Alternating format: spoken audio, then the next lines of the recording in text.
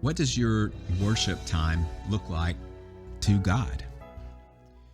Welcome to Choir Talks. My name is Greg O'Neill. I'm the worship pastor at Ridgecrest Baptist Church in Madison, Mississippi. I'm glad you're joining me today for these few minutes. I've been reading through Isaiah. I got to Isaiah 29, and boy, it's a hard chapter to read through. The prophet's delivering this scathing condemnation of the people of Jerusalem. They have wandered far from God. They've forsaken his ways. They've put their faith in other powers and not in him. And yet this is the city of God's presence. There's the temple right there. And it's the place where people journey from around the world to experience God's presence. And yet the people who live there are in the midst of a rebellion. But they are still carrying on with their times of worship, their religious festivals, and all that. And so God addresses that to them through the prophet in Isaiah 29. And this is what he says.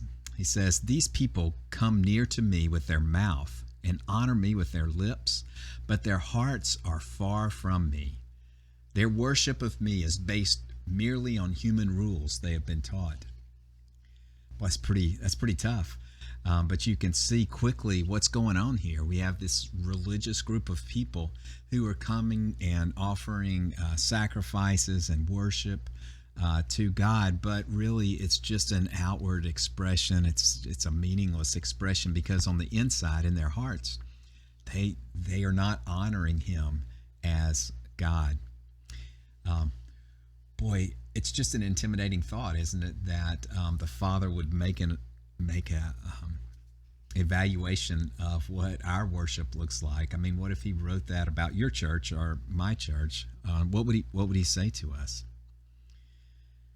God is the one who doesn't look on the outward appearance, but he looks on the heart. That's what he told Samuel when Samuel went to anoint David as the king. And so he sees deep inside these people, and he sees that they've chosen other priorities, other loyalties besides their loyalty to him.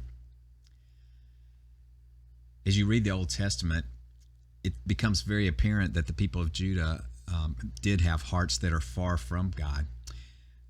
But you know what? That's easier to see in other people sometimes than it is to see in ourselves. I wonder if those people saw themselves as God saw them, or were they shocked at the words that God spoke? I mean, they must have been continuing to come to the temple and to worship for a reason. Were they trying to fool God? Or did they recognize that their own worship was not really worship at all? I mean, going to temple and offering sacrifices, those are just outward activities, but they don't really constitute worship. Worship is a dynamic connection with God that happens in the heart, an expression from our spirit to God's spirit. So it's a matter of our heart, and that's what they were missing. Jesus referred to this when he said that the Father was looking for those who would worship in spirit and in truth. So these people were using worship actions, but they didn't reflect the truth of the state of their heart before God. Their mouths said that God was the king, but they didn't really honor him as king. They brought half hearts. They brought empty hearts. They brought selfish hearts. So, what's our takeaway? What should our heart look like if we're coming to God in worship? What should we be bringing in our heart? I thought about several different things. This is not an exhaustive list, but for one thing, our heart should be humble. Isaiah 57 says, God again speaking through the prophet says, "Thus says the high and lofty one who inhabits eternity, whose name is holy. I dwell in the high and holy place, and also with the one who is contrite and humble in spirit." So humility is important before God. Also, we need to come with a heart that has been cleansed, not a heart that is bent on sin, but one that is cleansed. Psalm 24 says, "Who may ascend to the hill of the Lord, or who may stand in his holy place? He who has clean hands and a pure heart. I think that our heart should come, when we come to the Father, our heart should be expectant and eager to meet with Him. Psalm 62 says, "My soul, wait in silence for God alone, for my hope is from Him." I think when we come before the Lord, we should have a heart of faith. Hebrews chapter 11 says, "Without faith it is impossible to please God, because anyone who comes to Him," that's an act of worship, "must believe that He exists and that He rewards those who earnestly seek Him." I think we should come with a heart of awe.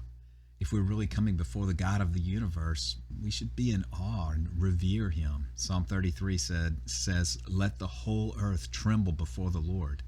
Let all the inhabitants of the world stand in awe before Him."